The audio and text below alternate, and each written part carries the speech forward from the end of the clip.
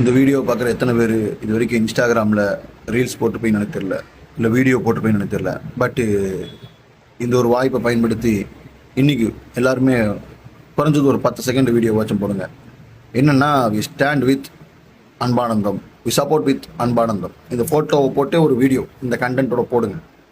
ஏன்னா நேற்று கிட்டத்தட்ட நைட் ஒரு 12 மணிக்கு போலீஸ் ஒரு 20-30 போலீஸ் அவர் வீட்டு முன்னாடி நின்று வந்துட்டாங்க. கிட்டத்தட்ட பாய் பொட்டி பொடிக்கெல்லாம் எடுத்து வந்துட்டாங்க. நைட் இங்கே படுத்து தூங்கிடலாம் அப்படின்ற ஒரு மைண்ட் செட்டில் தான் அவங்க வீட்டுக்கு வந்துட்டாங்க. பட் அவர் அங்கெல்லாம் அவர் வேலைக்கு போயிட்டார். அப்புறம் அவங்க அப்பா அம்மா அவங்களுக்கு டீ பஜ்ஜி பிஸ்கட்லாம் வாங்கி கொடுத்தாங்க. அன்றைக்கி அந்த காவல்துறையினருக்கு வந்திருக்காங்க, பொறுப்பு செய்ய வந்திருக்காங்க.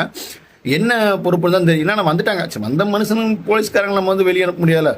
வந்தாங்க, வந்தவங்களுக்கு டீ போட்டு கொடுத்தாங்க. நான் டீயில் சாப்பிட்டு அரெஸ்ட் பண்ணியே தீருவேன், நான் கைது பண்ணியே தீருவேன். ஏன்னா நேற்று ஒரு சம்பவம் உங்களுக்கு எல்லாத்துக்குமே தெரியும். சிஎம் சார் சட்டசபையில் என்ன பேசினார், அதுக்கு திமுகவினர் என்னென்ன பதில் சொன்னாங்க அப்படின்னு. ஆனால் இந்த மனுஷன் பேசுனது ஒரு தனி ரகமாக அடிச்சு விட்டார் போல். அது என்னமோ தெரியல, மேலிடத்துக்கு புகைஞ்சு மூக்கு நாக்கெல்லாம் தள்ளிருச்சு போல். உடனே நம்ம மேலிடம், எந்த மேலிடம் தான் தெரியல, அந்தந்த மேலிடம் என்னமோ அந்த விளையாட்டு தான் விளையாட்டு வேலையை பார்க்குதுன்னு நினைக்கிறேன். அவரை கைது பண்ணியே தீரணும்னு ஒத்த காலில் நிற்குதாமா. அதனால போலீஸாரும் நைட்டோட நைட்டாக எதுக்குங்க வந்தீங்கன்னு கேட்டால் போலீஸ்காரங்க வாயே திறக்க மாட்டுறாங்க. பாவம், அவங்க வாயே திறக்காம அமைதியாக இருக்காங்க. ஐயோ, நம்ம வேற பாவம் இவங்கள்ட்ட மாட்டிக்கிட்டு சீரழிகிறமே. இவங்க வேற காரணம் இல்லாமல் கைது பண்ண சொல்கிறாங்க. நம்ம நின்னா எதுக்கு கைது பண்ணுறீங்கன்னு கேட்க வேற செய்கிறாங்க. நம்ம என்ன பதில் சொல்கிறோன்னு பாவம் போலீஸ்காரங்களோட நிலை பரிதாப நிலை தான்.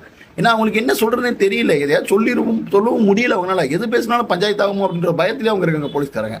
அதனால் முடிஞ்ச அளவு இந்த கருத்து சுதந்திரத்துக்கு எதிராக இந்த மாதிரியான அநாகரிகமாக செய்யக்கூடிய இந்த அரசை கண்டித்து, இந்த காவல்துறையை கண்டித்து குறைஞ்சபட்சம் ஒரு 5 செகண்ட் பேசக்கூடிய ஒரு வீடியோ வச்சு நீங்கள் போடணும். அதுதான் நம்ம முடிஞ்ச அளவு நம்மளுடைய கடமையாக இருக்கும்னு நான் நினைக்கிறேன்.